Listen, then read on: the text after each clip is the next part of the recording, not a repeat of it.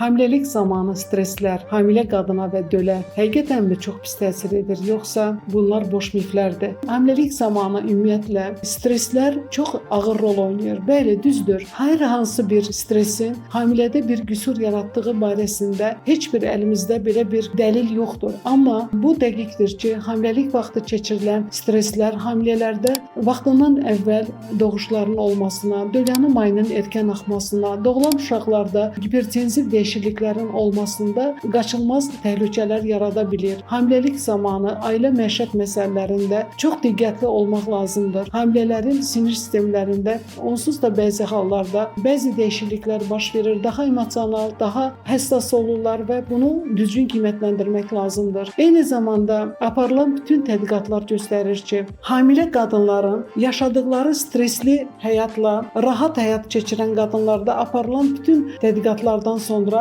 doğulan uşaqların sonrakı inkişaflarında da çox böyük bu problemlərin təsirləri aşkarlanmışdır. Ona görə də bütün hamilələrimə stressiz və rahat bir həyat arzulayıram. Çalışın özünüzü stresslərdən tam uzaq tutun və yalnız bətninizdəki körpəni düşünün. Bu daha gözəl olar.